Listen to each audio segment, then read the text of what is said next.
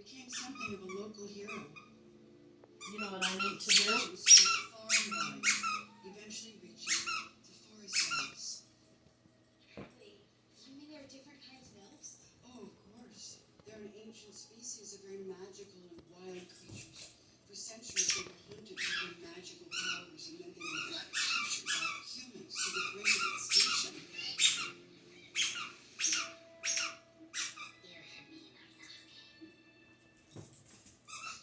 Awful. Oh, it was. But in elf lore, there was a prophecy about a man who would be king of the elves, who would one day lead them to safety.